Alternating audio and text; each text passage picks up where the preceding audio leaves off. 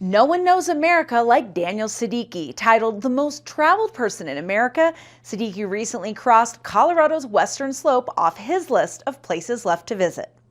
You're watching the Local News Network, brought to you by Serious Texas Barbecue and Happy Pappy's Pizza and Wings. I'm Wendy Graham Settle.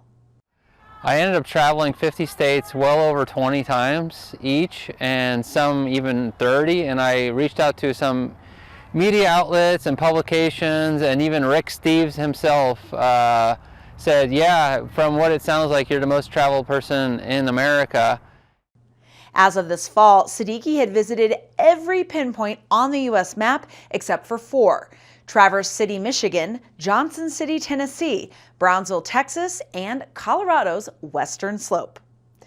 Seddiqui mostly travels by car because of the flexibility it offers.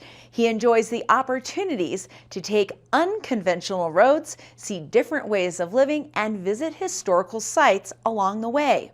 He also makes it a priority to immerse himself in the culture and community of the places he visits. Durango, in this region, you have to intentionally get here.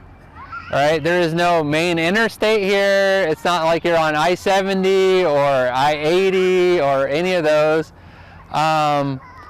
It's in the middle of the mountains in the southwest part of the state, and even like place like Telluride, you have to go around the mountain. Like, that's not even an easy place to get to. So the reason I've never been here before, and I've always wanted to come here, because I was like, I lived in Denver for 5 years, and I was like, okay, I'm so close to Durango in the region, let's make a trip. But it's a 7+ hour drive. I'm like, you have to go out of your way for it. Before coming to Durango, Seddiqui reached out to Durango High School and arranged to speak in front of the students.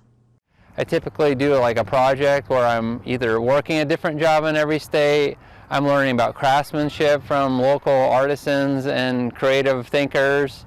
I've done studies with the most impoverished communities in the country, and then I've done a bucket list of cultural events and activities, like participate in a Scandinavian festival in North Dakota, or a barbecue contest in Kansas City. I was in an archery contest with Cherokee Indians in Oklahoma, sang with the Mormon Tabernacle Choir in Utah.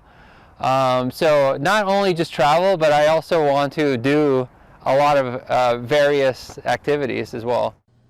Seddiqui is a youth career counselor in Oregon and tries to spread a positive message wherever he travels. He's now spoken to over 2 million people with a focus on inspiring teens and young adults.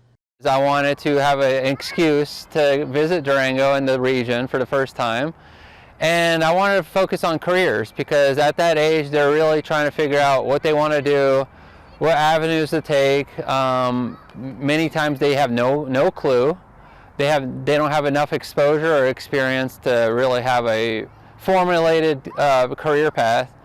And so I'm going to talk to them about, my experience being a coal miner in West Virginia, a logger in Oregon, a cheesemaker in Wisconsin, a dietitian in Mississippi, a meteorologist in Cleveland, Ohio, and so forth. And I learned so much about myself when I was experiencing that, that helped me understand where my personality fit, because I ultimately think a job is a personality. Seddiqui's passion for travel began at a young age, collecting atlases and growing in curiosity. Now, at age 41, he's been extensively traveling for the past 15 years and encouraging others to be curious, step out of their comfort zones, and embrace rejection. Because I experienced an infinite amount of rejection when I was pursuing all these jobs and going to different companies and people's homes and all that. Experienced an extraordinary amount of no's. But I want to give them a positive message where, a no is just one step closer to a yes. And no's are not going to be forever. And, especially if you learn to be confident and understand your path is for you, then nothing really should get in your way besides yourself. Read more about Seddiqui's travels on his website, Living the Map. For more information about this and other stories, visit durangolocal.news. Thank you for watching this edition of the Local News Network. I'm Wendy Graham Settle.